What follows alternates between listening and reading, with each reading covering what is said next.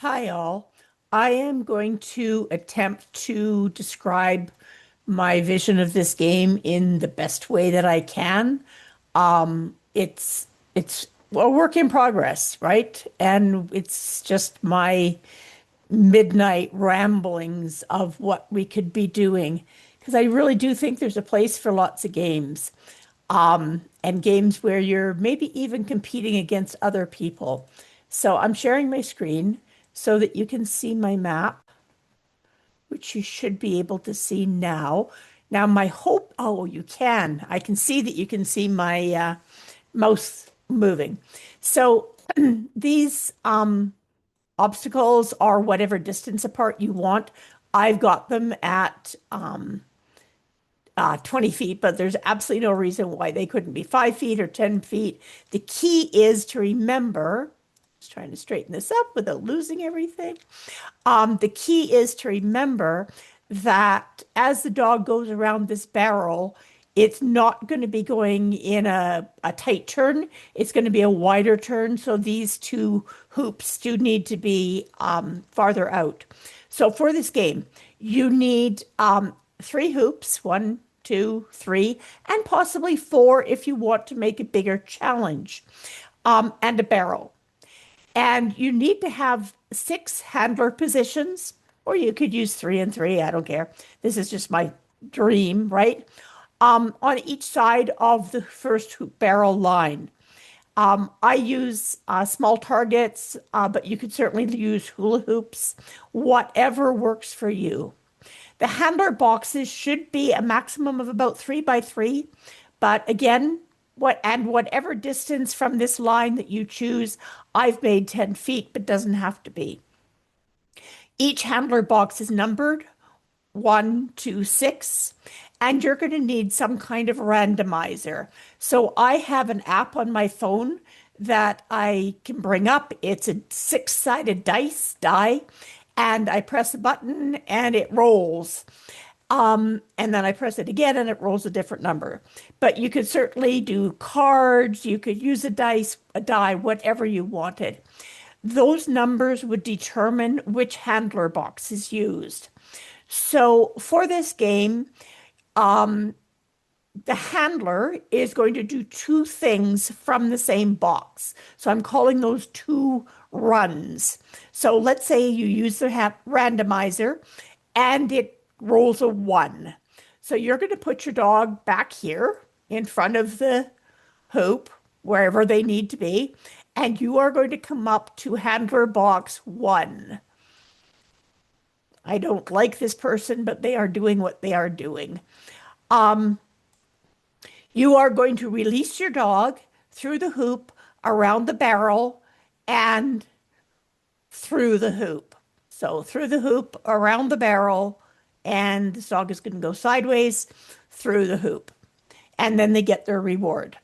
So that is half of your first turn.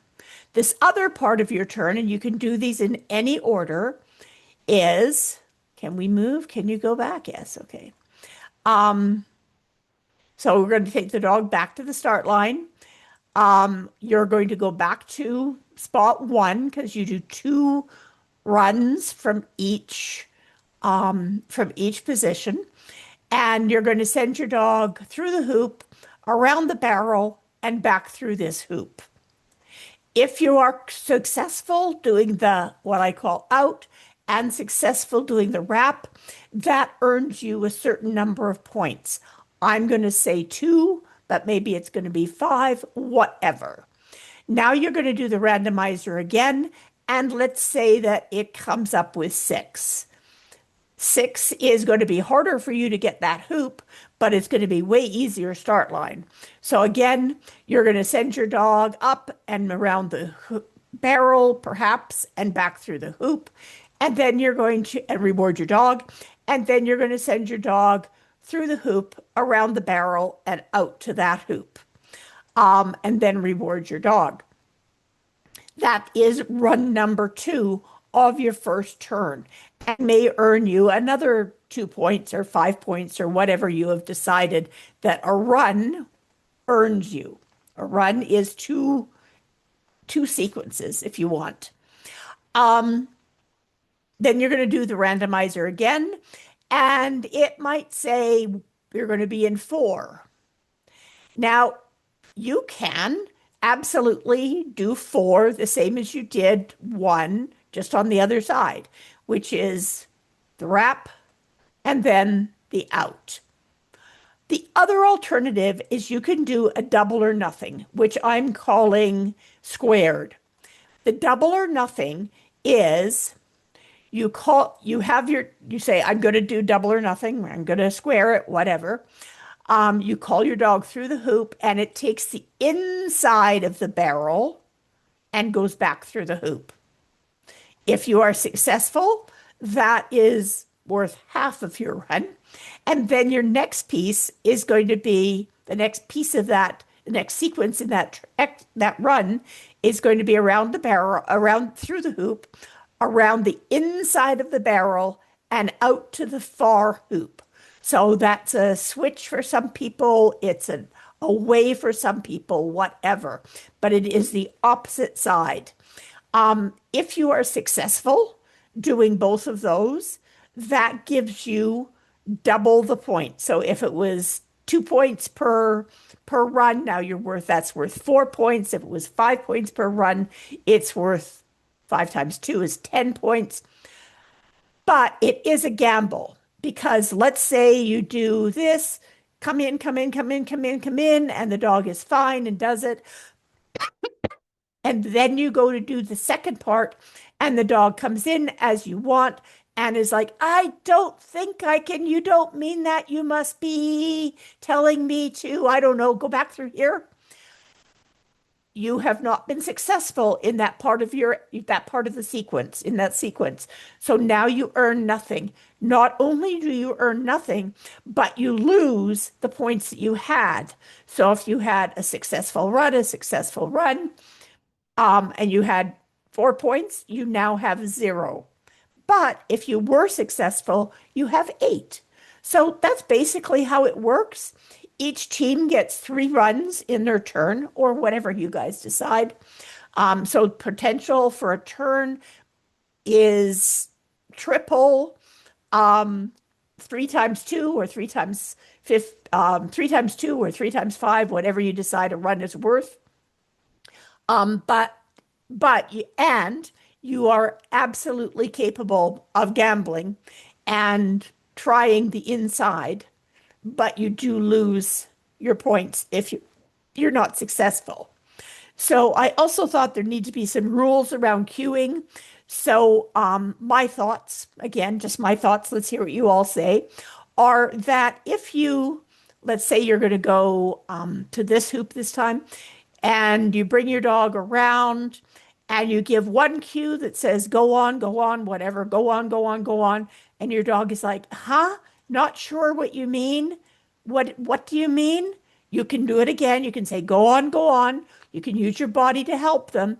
If they go through, that's successful. If they're like, I don't know what you mean. I'm going to be a whirling dervish and then I'm going to go back this way. That is, you've done it more, you've used more than 2 cues. So even if you are successful, that's 0 points. The other piece that I thought might be useful is you get full points if you keep your both feet in the handler box. But if, maybe you're down here and your dog is here and it just needs a little bit of support to get around this barrel and to go this way, and you take one step out of the handler box with 1 foot, that gives you half points. If you're able to stay with both feet in the handler box, that gives you full points. So, you get to guess on what you need. I don't want to tell you how to play the game. That's just my thought. It's a T and it's squared because you got both sides and you double your money. If you need more challenge, then I would add in something where you go here and you keep going and then you do the turns, the 3 turns, whatever. Play with it. Tell me what you think.